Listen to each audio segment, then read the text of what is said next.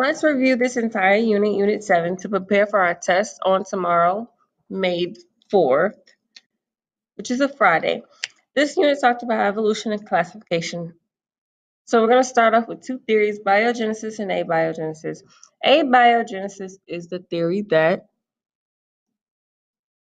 living things can come from non-living things. Under the theory of abiogenesis, you have spontaneous generation. People that believe in spontaneous generation believes that living things can poof to existence from dead things.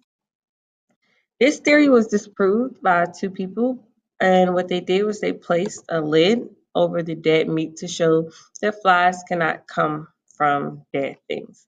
Their theory that they came up with was called biogenesis, saying that life comes from living things. So now we have two theories about how life started.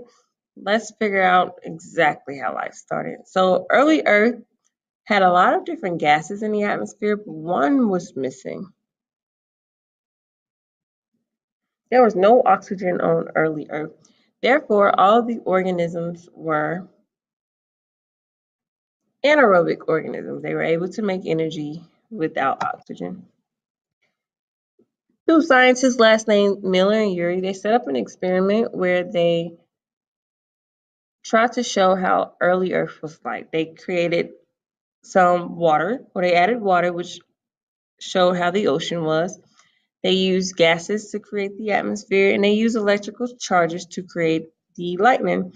At the end of this testing, they started to see that amino acids were formed in the bottom of their ocean, which proved that life could come from non-living things, because amino acids are proteins, and proteins are only found in living things. So the Miller-Urey experiment supported abiogenesis, that life could come from non-living things. Now that we know that, let's figure out how our first organisms were. They were unicellular, prokaryotic, and anaerobic organisms, which started consuming each other. They consumed an aerobic prokaryote and they consumed a photosynthetic prokaryote, which created the organisms we have today that are multicellular, eukaryotic, anaerobic. And all organisms, or some organisms, started consuming each other and they got stuck together. It's called the endosymbiotic theory. The first type of organism that were consumed was an aerobic bacteria, which we call the mitochondria, and a photosynthetic bacteria, which we call the chloroplast. There are three types of evidence that support this theory. One is that chloroplasts and mitochondria have their own DNA. They can reproduce or divide separately. They have a double membrane, and they also have their own ribosomes. Now let's get into natural selection and evolution, how we think organisms started to change over time. One scientist that you may have to remember the name of is Charles Darwin. He created the theory of natural selection. Basically, he said that organisms show differences, and some of these differences is heritable, meaning that it can be passed on to the offspring. When organisms show differences, this keyword is variations. We know that organisms are going to produce more offspring that can survive, and this is called overproduction. Well, these offspring will have to compete for resources such as food, shelter, and mates, and we know that not all of them will be able to survive. When you are competing, this is called competition. Now, those organisms that are the most fit, and in this case, fit means that you have the best adaptation, you have the best trait for this environment. They are going to survive, reproduce, and pass on their adaptations to the offspring. Passing on your adaptation is the most important part for natural selection and evolution. And this whole thing is called natural selection, being most fit and passing on your adaptation. So, for example, in the case of the giraffes, we believe that we had long-necked giraffes and short-necked giraffes at one time. These giraffes had to compete for the food. The ones that were most fit were the ones with the long neck. They were able to survive and pass this trait on to their offspring. That's evolution, how organisms can change or how species can change over time. Darwin believed in the survival of the fittest, meaning that the individuals that had the best adapted trait, when we say adapted, we mean just the best mutation, the best change, the best variation. The individuals that had the best trait will be able to pass their trait on to their offspring. And over time, this adaptation or this mutation, this best trait, will be able to be seen in the new population because nature has selected for that organism to survive. Remember, all of this is the environment, is nature that selects it. It's not an individual, it's nature. Evolution is the theory that species change over time. Remember that an individual cannot change over time. A giraffe cannot make his neck longer in his lifetime. However, the entire species of giraffes can change over time. A species is a group of individuals that can mate and have more offspring. Variation is just a difference that you may have. Natural selection is a theory that the organisms with the favorable traits or the best adaptations or the most fit organisms will be able to survive, reproduce, and pass their adaptation on to their offspring.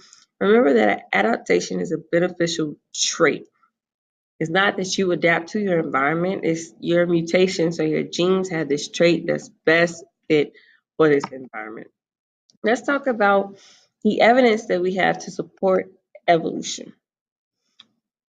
First, we have fossil evidence. Now, fossil is the remains of an organism that's left in rocks. We can use fossils, two fossils, to compare how organisms changed over time.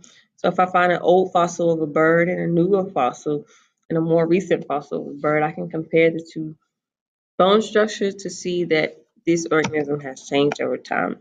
Then you have anatomy. You can look at different body parts and the function of those body parts to say that things have common ancestors. For example, because the human arm and the cat leg is very similar, they could have come from a common ancestor. Embryology is looking at the study of embryos, so an unborn baby. Once we see that in stage one, embryos start off the same, we can say they had a common ancestor. Homologous structures, because homo means same, these are same looking structures but different functions. So the human arm, cat leg, same structures, but they have different function, which means that the human and the cat could have had a common ancestor in the past. Vestigial structures, I remember vestigial as vest. It's there, but it has no purpose when you wear a vest. Vestigial structures are structures that are present in the organism but have no function. So for example, most whales still have leg bones inside their body. They don't use the leg bones today, but maybe in the past whales actually walked on land. Humans have wisdom teeth and tailbones. We don't have a tail anymore, but the tailbone could show that we used to have a tail in the past. One other form of an evidence of evolution is biochemistry, where you may see molecular biology. Either way, we're studying the molecules inside of organisms. We can look at proteins, amino acids, or DNA, and if any two organisms have a lot of the same molecular biology, then we could say they came from the same common ancestor. So monkeys and humans actually have a lot of DNA, a lot of their molecular biology in common. So this is why people say that humans and monkeys came from a common ancestor. Now I'm actually on page 148 of your notes, mechanisms of evolution. So what causes things to change? Well, there is a gene pool, and the gene pool is the genes that's available for a species. So in this gene pool, I have long neck giraffes and tall neck giraffes. So the genes here will be long neck and short neck, tall neck and short neck. Now we know that these two variations or differences are because of mutations. Your DNA changed, your instruction changed, and now we have tall neck and short neck giraffes. Well, if you change this